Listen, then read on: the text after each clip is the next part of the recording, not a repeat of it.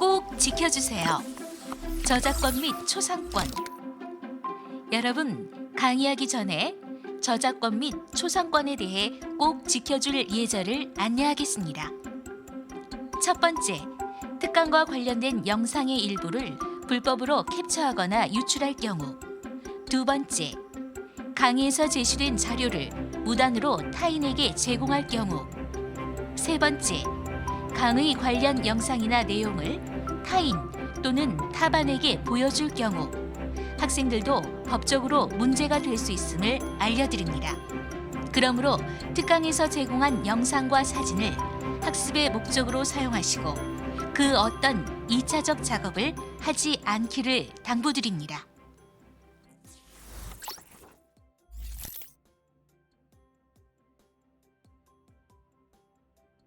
안녕하세요. 오늘 여러분들과 함께 진로 고민을 풀어볼 면목고등학교 송현섭 교장입니다. 반갑습니다.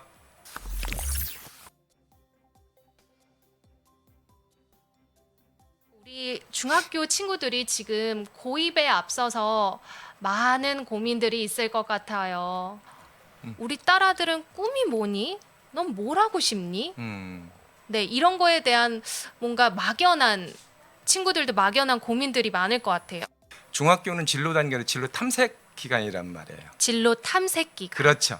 네. 탐색이라는 것은 들고 여러 가지 형태의 진로에 대해서 고민하고 참여도 해보고 실습도 해보고 하면서 나한테 가장 맞는 그 직업을 찾아가는 단계거든. 중학교는 진로 탐색 기간이라 하고 네. 이제 고등학교에 올라가면 거기선 하나의 내가 지금까지 탐색했던 그 진로 과정 중에 하나를 결정을 해서 거기에 대한 계획을 세워나가는 단계. 이제 우리가 고등학교를 진학한다는 것은 첫 번째 두 가지 갈래가 있단 말이에요.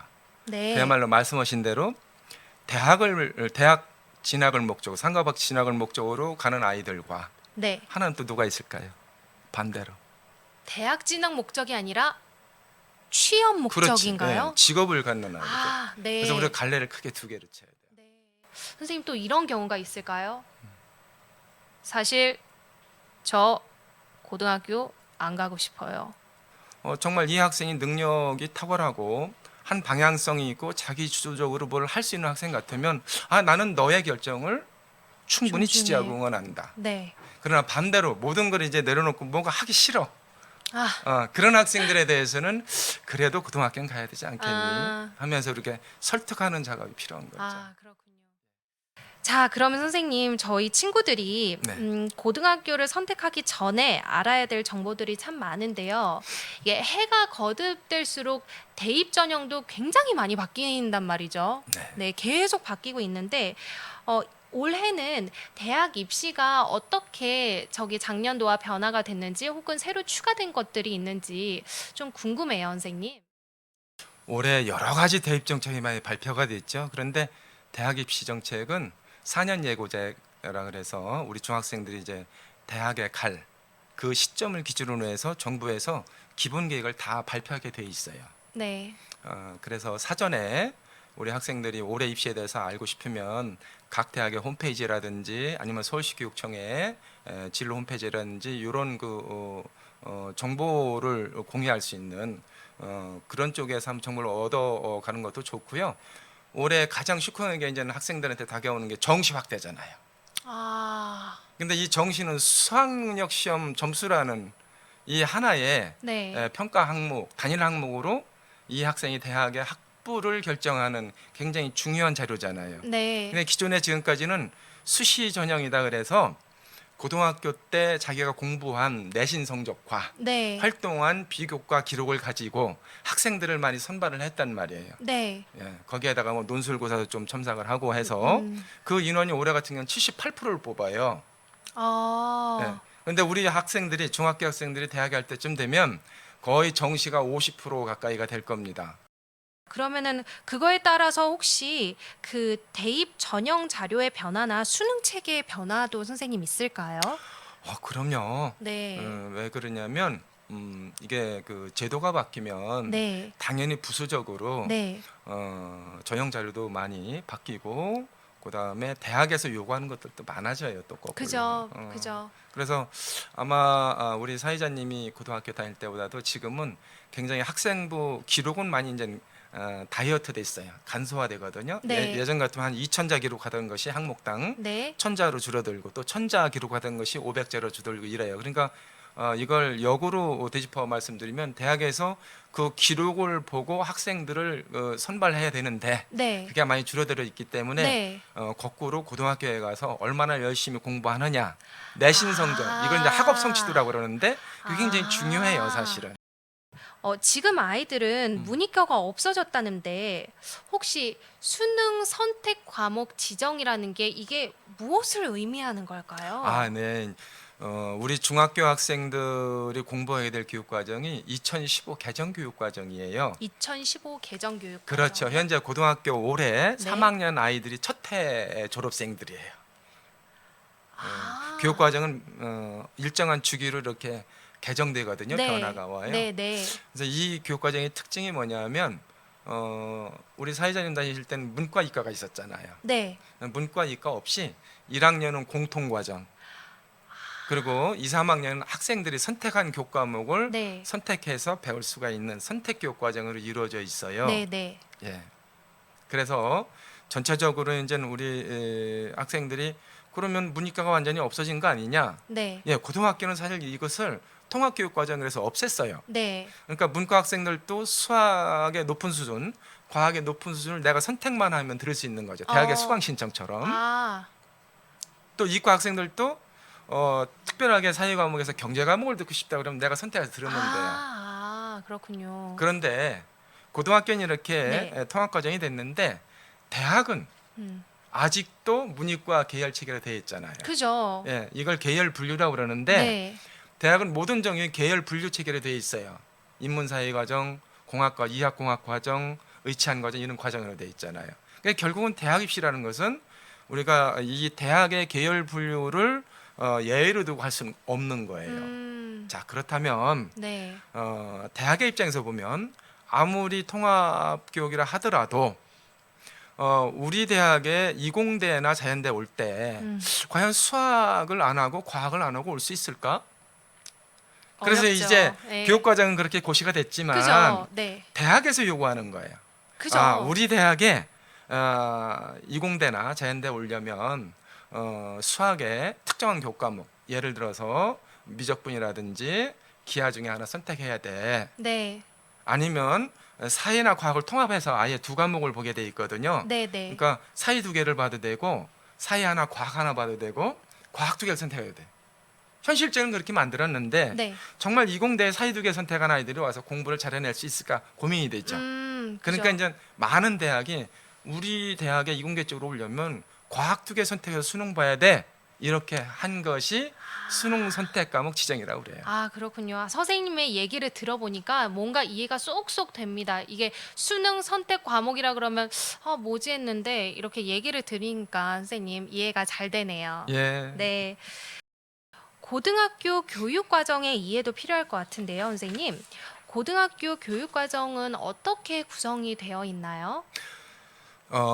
아주 깊이 있게는 제가 말씀을 안 드리겠는데 교육과정 고등학교 교육과정만으로도 3시간도 할 수 있어요. 와. 보편적인 것만 말씀드릴게요. 네. 고등학교 교육과정은 이제 고등학교 유형별로 달라요. 다른데 보통에 우리가 일반 고등학교 그리고 이제 자율형 사립고 네. 자사고 정도는 보통 교육을 시키거든요. 네, 네. 그래서 이걸 보통 교과라고 그래요. 네. 보통 교과는 이제 1학년 때 배우는 공통 과목, 네. 그리고 2, 3학년 때 배우는 선택 과목으로 구성이 돼 있어요. 네. 교과는. 네. 근데 이 선택 과목도 일반 선택 과목이 있고 진로 선택 과목이 있어요. 공통 과목은 국어, 수학, 영어, 통합사회, 통합과학, 과학탐구 실험, 한국사 요 7과목이 공통 과목이에요. 이거 네. 1학년 때 배운다고 보시면 돼요. 네. 거기에다가 일부 기술 과정이라든지 교양 교과를 첨가해서 이렇게 배우죠. 네. 모든 학생이 같이 배우는 거예요. 특목고는 특수한 목적으로 설립한 고등학교 아니에요. 그죠? 자, 예를 들어 특목고 어떤 학교가 있어요? 특목고라 그러면은 외고? 외국어 고등학교도 특목고 아닌가요? 그렇죠. 대표적으로 과학고등학교. 과학고, 외고, 네, 이거 이제 계열이라고 그러는데 과학 계열, 네, 과학고, 네, 외국어 계열, 네, 외국어고, 네. 국제 계열은. 아, 국제고등학교. 그렇죠. 어. 그러니까 이 학교는 이들만의 특별히 네. 배우는 교과목들이 있어요. 네. 그것을 전문 교과라고 합니다. 전문 교과. 예. 그래서 전문 교과를 이제 한 45% 정도를 공부를 하는 거죠. 특성화고등학교도 역시 마찬가지예요. 네, 네. 예, 특성화고등학교는 보통 교과가 좀 이런 그 특목고보다는 좀 적게 배우고 여기는 직업 관련해서 여러 가지 특화된 기술도 배우고 실습도 하고 해야 되잖아요. 네, 네. 그래서 좀 더 많은 양의 전문 교과를 배우죠. 아, 그래서 그렇군요. 이걸 완투로 분류하는데 네. 이 특목고 쪽은 전문 교과 1이라고 그러고요. 네. 특성화고하고 마스터고는 전문 교과 2라고 그럽니다. 아. 예, 그렇게 구성이 돼 있어요. 아, 그렇군요. 예. 아, 정말 세세하게 이게 구분이 되어 있네요. 고등학교들마다 다 다른 것 같습니다. 학생들이 내가 어떤 대학에 혹은 어떤 직업을 가지려면 이공계열로 가야 되느냐, 인문사회계열로 가야 되냐, 예술체육 쪽으로 가야 되냐를 결정을 해야 되잖아요. 네. 예, 그때 비로소 이제 선택 과목이라는 걸 선택하는 거죠. 그때 이제 선택 예. 과목. 네. 근데 학생들이 잘못 알고 있는 게 2학년 때 선택하는 거 아니야? 아니에요. 1학년 5월 달부터 선택 과목 조사에 들어갑니다. 아, 꽤나 빠른 시기에 사전 조사가 들어가네요. 그렇죠. 그래서 중학생들이 이제 중학교 단계는 진로 탐색 기간이라고 하지만 굉장히 고등학교 입학 전에 알아야 될 상식적으로 알아야 될 게 이제는 탐색을 끝내야 되는 시기가 또 중3이에요. 그래야 내가 방향성을 잡고 2, 3학년 때별 교과목을 선택을 하죠. 선택을 그죠. 그때 가서 이미 하면은 늦은 거죠. 늦고 또 내가 선택한 그 진로에 대해서 자신이 없어지잖아요. 맞아요. 이게 맞나 아닌가. 그렇죠. 아, 그러네요. 아, 그러니까 고등학교 1학년 때 5월쯤부터 사전으로 그거를 조사를 한다라는 얘기네요. 예, 그래서 네. 요즘 굉장히 교육과정 체계가 잘 돼 있는 게 네. 일반고에서도 아까 특목고에서 배운 교과목을 학생들이 원하면 네. 스님들이 이렇게 학교에서 개설해서 가르칠 수 있어요. 아, 우리는 특목고에서 배우는 과학의 좀 심화 과목을 공부하고 싶다. 네. 국제계열에서 배우는 걸 좀 배우고 싶다. 네. 그럼 요청을 하시면은 일정한 학생 수가 되면 학교에서 가르칠 선생님만 확보되면 네. 개설을 해줘요. 아, 그렇군요. 예, 마음이 그렇습니다. 맞고 뜻이 맞는 사람들이 있으면은 배울 수 있다. 예. 그렇군요. 선생님, 그러면은 이제 고등학교 때 그러면은 본인들이 이제 그 과목을 선택할 수 있다라는 거잖아요. 그렇죠. 근데 그 선택을 할 때 내가 어떤 거를 선택을 해야 되는지, 사실 우리 친구들 아직 어린데 이런 거를 어떻게 하면 잘 선택할 수 있는지 노하우나 가이드라인, 혹시 이런 팁 같은 게 있을까요? 팁은 선생님과 친해져라. 아, 여러분들이 이제 고등학교에 지나가시면 중학교와 마찬가지로 고등학교에 진로 상담 선생님이 계십니다. 그래서 이제 여러분들께서 고등학교에 입학을 하면 입학하는 순간부터 먼저 진로 적성 검사를 다 합니다. 그래서 나한테 맞는 진로 특성을 발견하게 되는 거죠. 그걸 가지고 진로 상담 선생님하고 또 담임 선생님, 주변 친구들, 부모님과 이렇게 상의하시면 나한테 맞는 가장 적합한 직업을 초이스할 수가 있어요. 선택할 수가 있으니까 그렇게 크게 고민 안 하셔도 됩니다.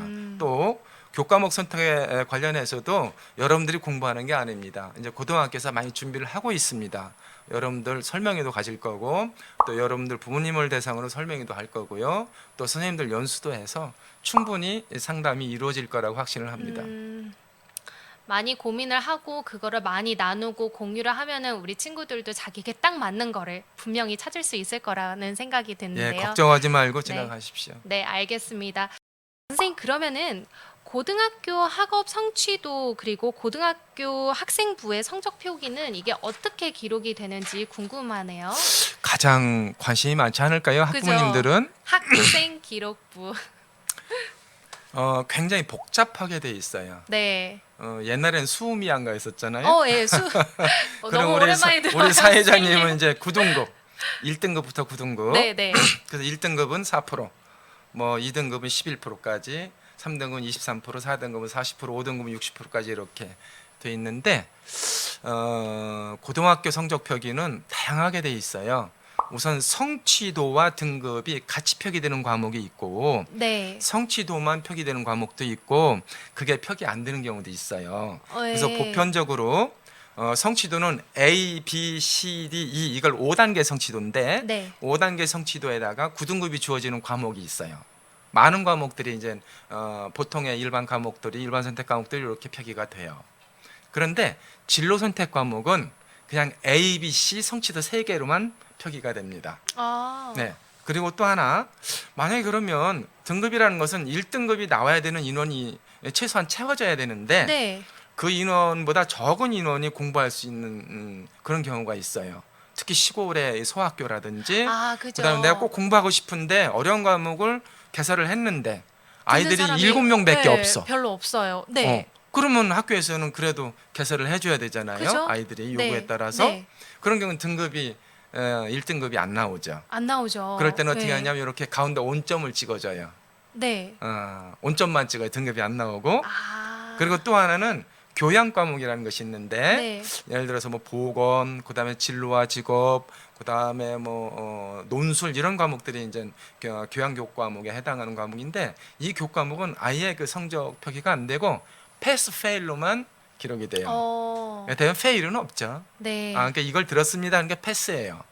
미리 대학교 그런 체험을 하는 거네요. 그렇죠. 대학교도 PF로 예. 나뉘어지니까. 그리고 이제 앞으로 고교 학점제가 되면 네. 등급이 완전히 없어집니다. 2025학년도 입학생 일반고 입학생부터는 아예 고교 학점제로 들어갑니다. 등급이 없어지죠. 성취도만 학생들한테 주어지는 거죠. 학점제처럼. 대학때 학점 뭐 A 받으셨어요?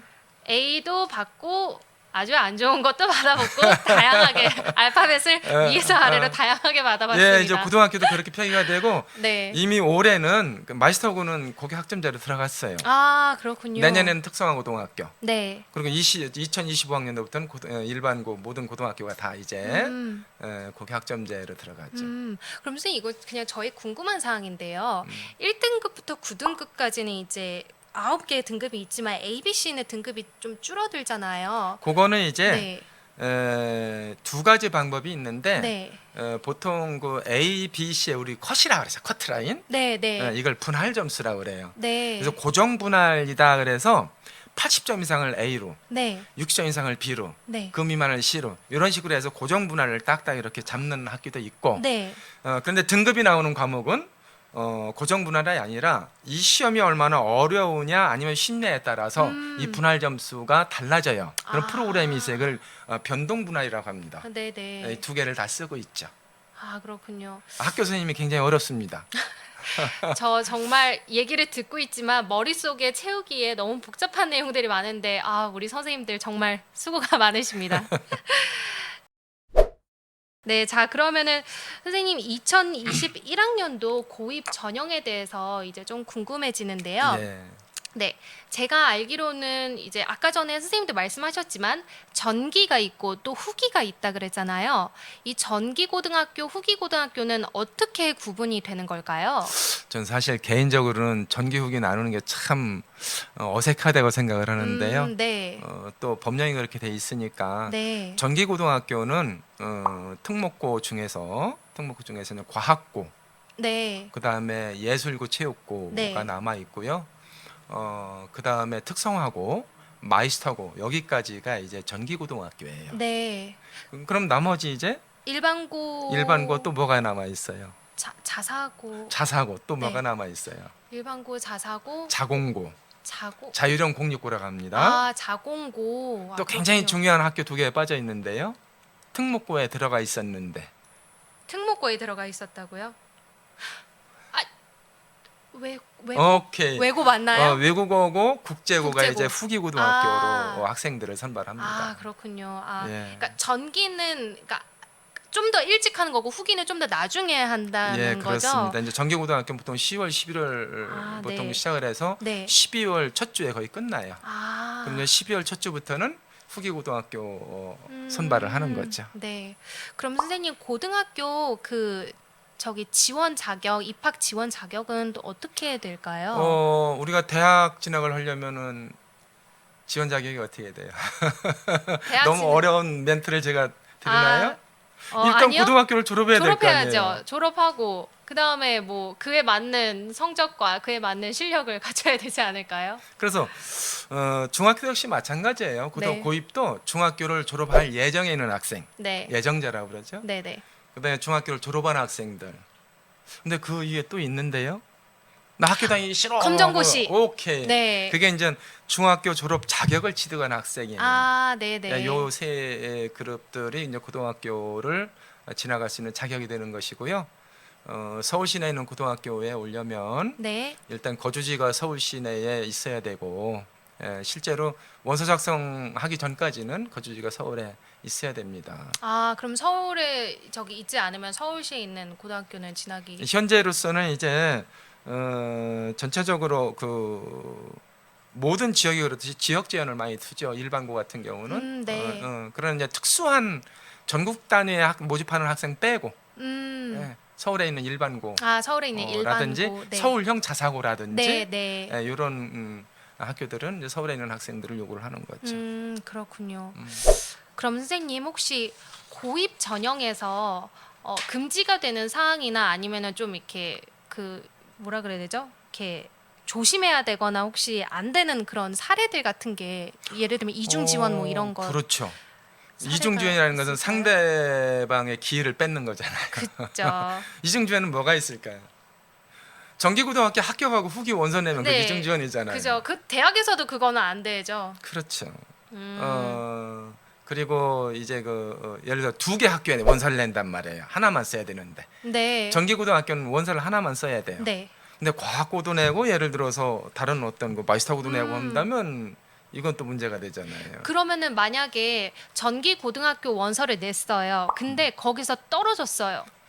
그러면 이제 거기서 떨어지면 후기 고등학교를 낼 수 있죠. 바로. 네. 그런데 추가 모집에 또 응시할 수 있어요. 아, 전기 고등학교 추가 모집이 따로 그렇죠. 있다는. 왜 넌 떨어졌으니까. 아, 네. 그리고 또 후기 고등학교 내다가 갑자기 마음이 바뀌어가지고 전기 어디 가고 싶어요? 네. 그럼 그 아이들까지 합해서 아. 이렇게 추가 모집에 응시할 수가 있죠. 아, 그렇군요. 예. 아, 네. 고등학교 석차 배분율 이거 어떻게 산출되나요? 고등학교를 가기 위한 정확한 말씀은 중학교 석차 백분율 산출 기준이라 그래. 네. 그러면 이제 중학교 때는 학생들이 등급이 없잖아요. 그냥 A, B, C, D로만 이렇게 표기가 돼요. 네, 네. 그러니까 A에다가 이제 일정한 어떤 그 점수를 주겠죠. 그래서 전체적으로 석차 백분율을 내요. 그러니까 미안하지만 네가 중학교 때 공부한 이런 그 학업성 지도를 가지고 1등부터 100등까지 줄 세우기를 합니다. 네. 이 석차 백분율 점수가 240점, 즉 중학교 내신 점수가 240점이라고 보시면 돼요. 네, 네. 그다음에 중학교 때 학생회장도 하고 뭐도 하고 여러 가지 봉사활동도 많이 해서 비교과 점수가 60점 정도 해서 전체적으로는 300점 만점으로 학생들 석차 백분율을 내는 거죠. 등수를 네네. 가르는 거죠. 아, 그렇군요. 예, 그래서 상위 1%, 상위 2% 이렇게 네. 예, 석차 백분율을 내는 겁니다. 본격적으로 2021학년도 이제 전기 고등학교 전형에 대한 설명을 선생님한테 한번 들어보도록 하겠습니다. 선생님, 전기 고등학교 2021학년도 전형 일정은 혹시 어떻게 될까요? 우선 각 고등학교별로 다른데 아까 말씀드린 대로 과학고가 8월 24일부터 이미 시작을 됐고요. 네. 그다음에 이제 10월부터는 예고, 최고, 마이스터고가 시작이 되고요. 네. 또 11월부터는 특성화고가 진행이 됩니다. 네. 그리고 모든 그 추가 모집까지 끝나는 시기가 12월 9일 날 다 끝납니다.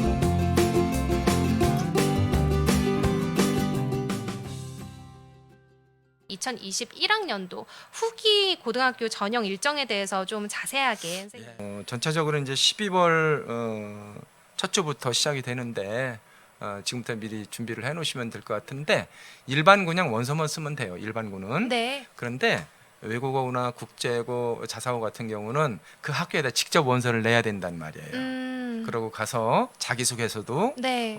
써서 제출을 네. 해야 되고 네. 그다음에 면접도 봐야 되고 되고요. 이런 네. 과정들이 남아 있죠. 아, 그렇군요. 그러면은 혹시 교육감 선발 후기고 배정 방법 이런 항목이 있는데 제가 이걸 자세히 몰라서요. 이게 무엇을 의미하는 걸까요? 이게 일반고에 해당이 되는 건데요. 보통 교육감이 입학 요강을 전체 중학교에다 공시를 해서 네. 전체 학생이 응시하는 걸 교육감 선발고등학교라고 보통의 모든 학교가 교육감 선발고라 생각하시면 돼요. 네, 네. 공립만이냐 아니에요. 아, 공사립고등학교가 다 교육감 선발고예요. 네. 근데 특별히 후기에도 학교장이 선발하는 고등학교가 있어요. 학교 장이 선발하는 그렇죠. 고등학교요? 예. 대표적으로 외국어 고등학교 남아 있잖아요. 아. 각 고등학교별로 오준 요강이 달라요. 그다음에 국제고등학교 남아 있죠. 그다음에 특이하게 이제 그 한광고등학교라고 이게 특수 옛날에 이제 특수지 학교라고 그랬는데 학교장이 선발하는 일반 고등학교가 있어요. 네. 예, 그런 학교 정도가 이제 학교장 선발 학교죠. 아, 그렇군요. 자, 그러면은 과학 중점 과정 운영 학교는 이게 운영이 어떻게 되는지 선생님 좀 궁금한데요. 과학 중점 학교라는 것은 과학 중점 학교는 없어요. 과학 중점 학급을 운영하는 학교가 있는 거예요. 과학 중점 학급을 운영하는 그렇죠. 학교요? 왜냐하면 서울 시내만 하더라도 네. 과학고가 2개밖에 없어요. 네. 세종, 그다음에 한성, 네. 그리고 영재학교는 서울과학고는 이제 영재학교로 따로 분리되어 있으니까. 그렇군요. 네. 그러면 우리 중학생들의 거의 한 40% 이상이 이공계 쪽으로 직업을 틀어잡을 것이고 이 학생들이 이과 쪽으로 굉장히 공부하는 학생이 많을 거란 말이에요. 네. 그러니까 과학고 떨어지면 갈 데가 없어요. 그래서 일반 고등학교에 과학 중점 학급이라는 걸 만들어주는 거예요. 이렇게 학생을 선발해서 네네. 과학고 정도 수준은 아니지만 거의 그 정도 수준에 가깝게 준하는 네. 수학 과학을 많이 가르쳐라. 네, 네. 이게 과학 중점 학급이 있는 학교고 네. 보통 한 10학급 미만 정도의 신입생을 배정받는 학교라면 2학급 정도, 그 이상이면은 3학급 정도는 이제 과학 중점 학급을 운영을 하죠. 그렇군요. 네, 서울 시내 한 22개 학교 정도가 과학 중점 학급을 운영하고 있습니다. 그럼 선발은 어떻게 하느냐면 네. 이 선발을 말씀드리려면 먼저 이제 후기고등학교 전체 선발을 말씀드려야 되는데 후기고등학교 원서를 쓸 때는 먼저 외국어고 국제고 과학 중점 학교를 먼저 쓸 수 있어요. 네. 그러니까 선지원처럼 할 수 있어요. 네. 어. 외국어, 국제고, 과학고를 먼저 쓸 수 있다. 과학 중점 학급이 과학 있는 중점 학교. 학급이 있는. 예. 그러면 이제 외국어고 국제고는 학교장이 선발한다 그랬잖아요. 네. 일단 영어 성적, 내신 성적 보고 1.5배에서 뽑아서 그 학생들 자소 기반으로 해서 면접 보고 합산해서 이제 학생들을 선발하거든요. 자, 그건 이제 학교장의 문제입니다. 네. 그럼 과학 중점 학급이 있는 학교에 지원하는 학생들은 그야말로 일반고 지원하는데 그죠. 과학 중점으로 가고 싶다는 거예요. 네. 그럼 이 학생들은 어떻게 선발하는 원서를 내면 예를 들어서 이건 교육청 단위로 이해하시면 참 좋은데요. 북부교육청이다 그러면 노원구와 도봉구가 북부교육청 산하의 구거든요. 자치구거든요. 네. 그럼 이 자치구 안에 창동고등학교가 예를 들어서 과학중점 학급이 있는 학교다 그러면 네. 창동고등학교는 세 학급을 과중으로 뽑는다 그러면 그 학생의 절반을 북부교육청 관내 중학생들로만 뽑아야 돼요. 절반 50%를 추첨하는 거죠. 그럼 이제 그쪽 떨어진 아이들하고 또 외부 지역에서 온 아이들하고 또 섞어서 네. 50%를 추첨하는 거죠. 이게 과중의 그 배정 방법이에요. 제가 지금 들으면서 느끼는 게 정말 이 학교들이 이런 학생들을 위해서 정말 각양각색의 다양한 노력으로 우리 학생들이 이렇게 공부하고 노력한 거를 과학고를 혹시 떨어진다 하더라도 그거를 수용하기 위해서 정말 노력을 많이 하고 있네요. 근데 이제 조심해야 될 게 있습니다. 외국어고나 국제고를 선택한 학생은 네. 일반고에 이제 보통의 여기를 지원 안 하는 학생들은 1단계, 2단계 그래서 1단계는 서울시 전체에 있는 일반고를 원서를 낼 수 있어요. 네. 2단계는 아까 말씀드린 교육청, 네네. 북부교육청 그 관내 있는 학교만 원서를 낼 수 있어요. 네. 그런데 외국어 고등학교나 국제고를 원서를 쓴 학생들은 이 1단계 지원을 못하죠. 즉 서울에 있는 학교 일반고를 지원을 못해요. 이해가 안 가시겠지만 네. 한 번 더 말씀드리면 외국 국제고를 제외하고 보통의 학생들은 1단계와 2단계 지원을 해요. 네. 요 1단계는 서울시 전체에 있는 일반고에 지원할 수 있어요. 네. 그러니까 강북에 사는 학생도 강남에 있는 경기고등학교에 지원할 수 있는 거예요. 네. 아셨죠? 네, 네. 그리고 2단계는 우리 지역에 있는 학교. 네, 네. 북부교육청 같으면 도봉구, 노원구에 있는 고등학교만 지원하게 돼 있어요. 네. 그런데 말씀드린 대로 외국어 고등학교나 국제고를 지원한 학생은 여기 소위 말해서 1단계 지원을 못 해요. 1단계 지원으로 치는 거예요. 이런 말하면. 외국어랑 거기 고등학교를 선택했다는 거를요. 그렇죠. 그렇군요. 그러니까 이 학생이 강남에 살면 강남에 있는 학교 2단계 그 지역에 있는 고등학교만 지원할 수가 있는 거죠. 그렇군요. 그러나 과학 중점 학급에 지원하는 학생은 1, 2단계에 다 지원할 수 있어요. 알겠습니다. 선생님 혹시 또 더 이렇게 자세하게 얘기해 주실 내용들이 있을까요? 이제 모든 그 고입 배정이 끝나고 학부모님들이나 학생의 가장 큰 불만이 내가 원하지 않는 고등학교에 배정해서 불만인 경우가 상당히 많습니다. 자, 그럴 때는 여러 가지 방법이 있는데요. 정말 학생이 배정된 학교에 가기를 원치 않을 때가 있습니다. 네. 방법은 뭐가 있을까요? 그러면 전학이라는 방법이 있겠죠. 그렇죠. 네, 그래서 제가 전학에 대해서 마지막으로 말씀을 드리겠습니다. 전학은 일단 고등학생이 되는 순간 이후에 하는 전학이 그죠. 보편적이잖아요. 입학을 하고 난 다음에. 그런데 보통 이제 입학 전 배정이다 그래서 네. 입학 전에 전학을 이렇게 시켜주는 그 제도가 입학 전 배정이에요. 네. 이건 이제 악용하면 안 되겠지만 이런 경우가 있어요. 고등학교 원서를 쓸 때는 네. 내가 지금 노원구에 살았는데 배정 발표 나기 전에 강남구로 이사를 했어요. 네. 그럼 현실적으로는 발표 나는 시점에서 보면은 노원구가 있는 강남구 살고 있잖아요. 네. 이럴 때는 입학 전 배정 신청을 하면 네. 3월 2일 입학식 전에 교육청에서 현재 거주지가 돼 있는 이곳에 있는 학교로 배정을 시켜줘요. 그렇군요. 이게 입학 전 배정이고요. 네. 그 이외에는 모조리 이제 고등학교 학생이 되어야 전학 신청을 할 수 할 수 있는데 있다. 고등학교 학생은 언제 되죠? 3월 이후에. 그렇죠. 네. 3월 2일 날 입학식을 하죠. 네. 입학식을 하는 순간부터는 고등학교 학생이 되는 것이 학적이라는 것이 생기잖아요. 네. 예, 학적이 있어야 고등학교 전학을 갈 수 그죠. 있거든요. 네. 그래서 굉장히 중요한 게 그러면 내가 노원구 사는데 도봉구로 가고 싶다 혹은 도봉구 사는데 노원구에 있는 학교 전학 가고 싶다 이런 생각을 할 거 아니에요? 가까운데 네, 네. 못 갑니다. 같은 교육청 관내에 있는 학교는 못 갑니다. 그래서 만약에 어떤 학생이 북부교육청 관내에 있는 중학교에 다니고 그 관내에 있는 고등학교 배정을 받았잖아요. 네. 그럼 북부교육청 관내 모든 자치구를 다 전학을 못 가요. 다른 지역으로 그러면 그러면 할 수 이제 있다라는. 전학의 가장 베이스는 뭐냐면 전 가족이 거주지 이전을 해서 거기 살고 계셔야 됩니다. 그렇게 사실 절차가 복잡하기 때문에 전학을 결정할 때는 학교의 좋고 나쁨을 따지기 이전에 우리 학생이 여기서 최대한 배정받은 학교에서 능력 발휘를 할 수 있도록 부모님들이 지원해 주시는 게 가장 최우선이고요. 그래도 안 됐을 때 차선책이 전학입니다. 그렇군요. 알겠습니다, 선생님. 정말 선생님께 오늘 여러 가지 얘기를 들었는데요. 마지막으로 혹시 이러한 교육청 그리고 고입 전형 관련해서 궁금한 점이 있을 때 혹시 담당 상담하거나 아니면 전화하거나 연락할 수 있는 데가 있을까요? 서울시교육청에서는 이제 그 고입 전형을 다양한 그 부서에서 합니다. 그래서 가장 좋은 방법은 서울시교육청 그 안내 번호가 있습니다. 네. 3999-114. 거기 해서 안내 전화에다가 제가 이러이러한 고민이 있는데요.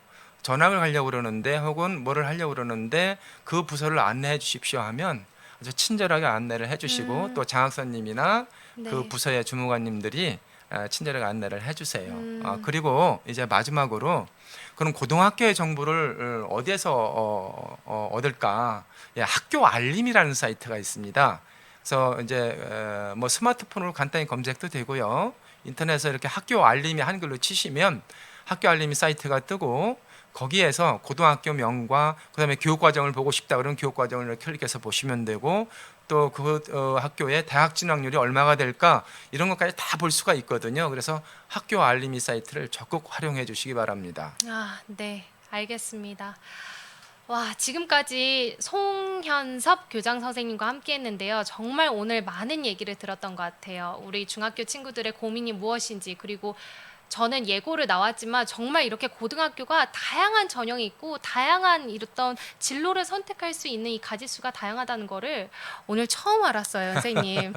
네, 도움이 네, 되셨다면 네. 감사합니다. 네, 아니 오늘 이 시간을 함께 하고 있는 친구들 그리고 혹은 선생님 그리고 학부형님들께 이 시간이 많은 어떤 도움이 되었으리라고 생각을 합니다.